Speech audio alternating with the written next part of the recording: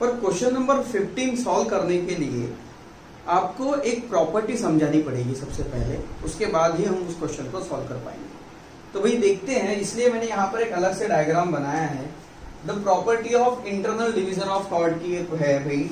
इसमें क्या है, अगर देखिए यहाँ पर कुछ नहीं दिया हुआ है, ओके, ऐसे में अगर हमें क्या करना है भाई, इसका एंगल पता करना है, हमें इसका एंगल पता करना। देखिए यहाँ पर क्या है, ये तो वर्टिकली अपोजिट है, तो अगर मैं मार्क करूं तो ये एंगल और ये एंगल इक्वल होंगे।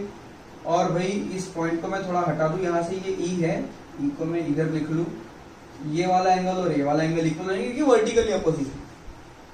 अगर हमें ये पता चलता है तो ये हो जाएगा इक्वल, और ये पता चलता है तो ये हो जाएगा। पर इन्हें पता कैसे करना, इन्हें पता करने के लिए क्या होता है, जैसे यहाँ पर इस डायग्राम में दी है भाई, ये दोनों आर्क दिए, ये वाली दी है और ये वाली दी है, हमें ये एंगल निकालना है। कैसे निकालेंगे, सिंपल सा इसके पीछे रूल है। जैसे हमें अगर निकालना है एंगल AEB, मेजर हमें निकालना है भाई एंगल AEB, तो एंगल AEB निकालने के लिए क्या करना पड़ेगा, 1/2। जैसे एक्सटर्नल डिवीजन ऑफ कॉर्ड होता है तो दोनों आर्क, मतलब बड़ी आर्क में से छोटी आर्क को माइनस करके 2 से डिवाइड करते हैं, वैसे इसमें दोनों आर्क को प्लस करके 2 से डिवाइड करना होता है। तो इसमें क्या करेंगे, major arc AB plus major arc CD, बस, ओके। तो हमें ये एंगल मिल जाता है और ये एंगल मिला तो ये एंगल मिल जाता है। अब अगर हमें मेजर आर्क BED निकालना हो तो मेजर एंगल, यहाँ पे हमें एंगल BED निकालना हो तो भाई एंगल BED बोलो या AEC बोलो, बात एक ही है, दोनों इक्वल है, वर्टिकली अपोजिट एंगल है। इसमें भी सेम वही 1/2 major arc BFD, okay, plus major arc AGC। तो हमें इसकी मदद से ये एंगल मिल जाएगा। तो ये सिंपल है, जब इंटरनल डिवीजन ऑफ कॉर्ड होता है तो इनके बीच में जो एंगल बनते हैं, ये एंगल पता करने के लिए ये 2 फॉर्मूले हैं और ये दोनों फॉर्मूले आपको याद रखने हैं, ओके। अगर आप इसे लिखना चाहते हैं तो टेक ए स्क्रीनशॉट, फिर हम इसे इरेज करने वाले हैं।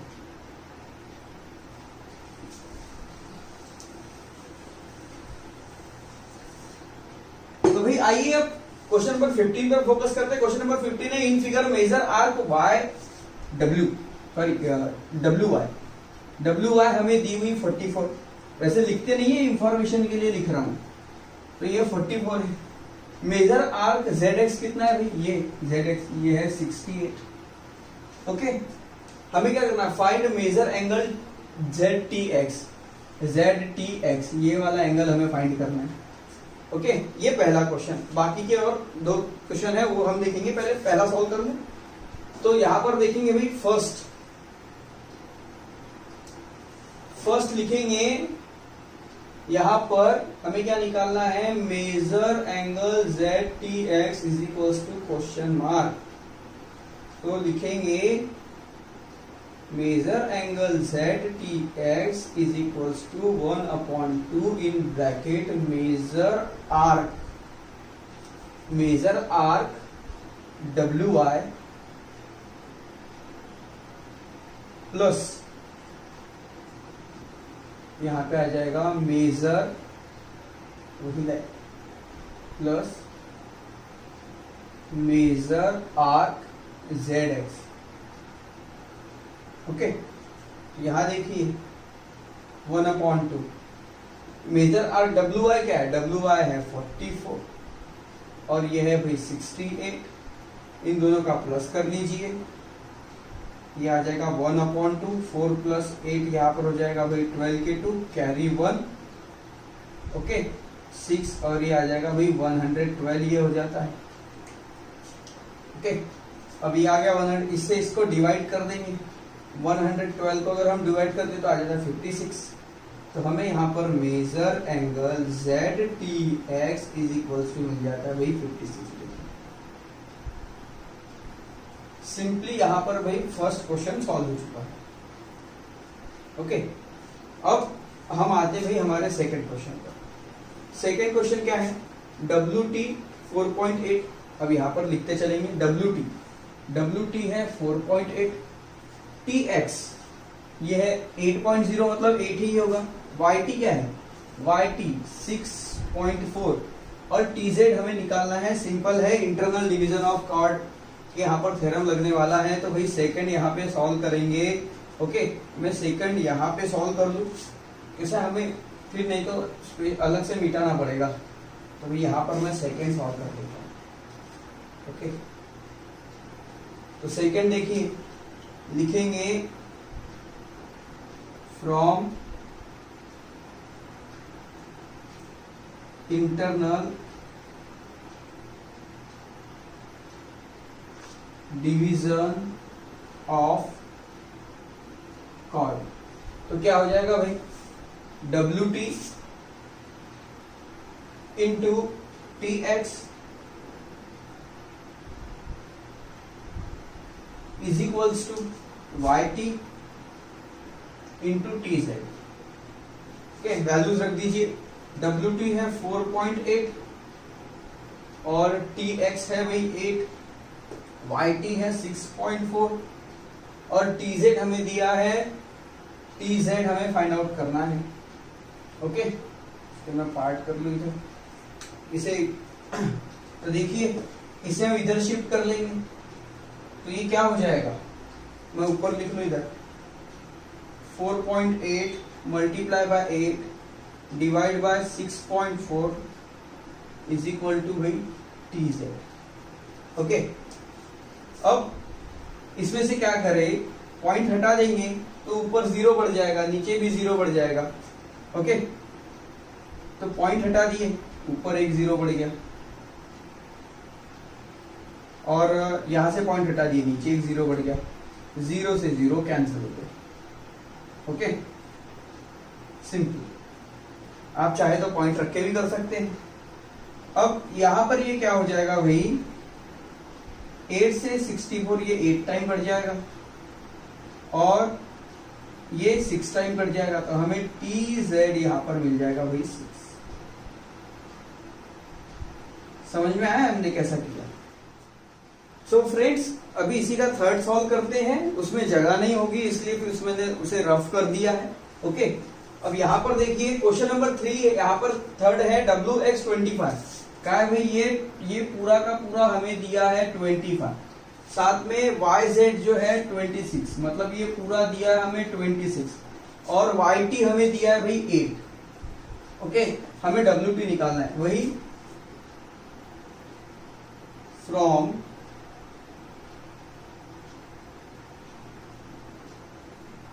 इंटरनल डिविजन्स ऑफ कॉर्ड क्या आ जाएगा, WT into TX is equals to YT into TZ।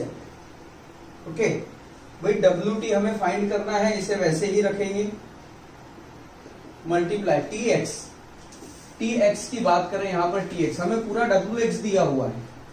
Okay, हमें पूरा WX दिया, तो क्या करेंगे, WX में से WT को माइनस करेंगे तो TX मिल जाएगा, मतलब इस पूरे पार्ट में से ये पार्ट निकाल दिए तो हमें ये पार्ट मिल जाएगा।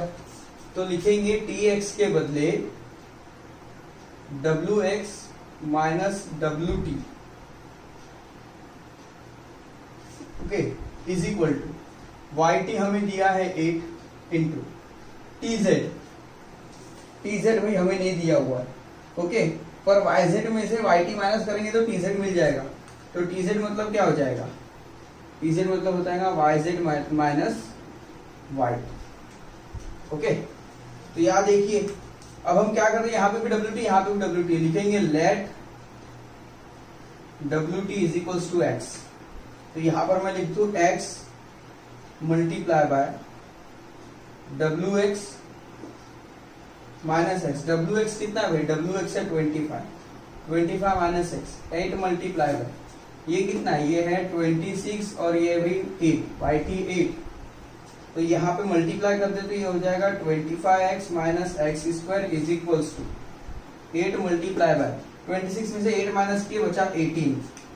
ओके, अब ये हो जाएगा भाई 25x minus x square is equal to 144।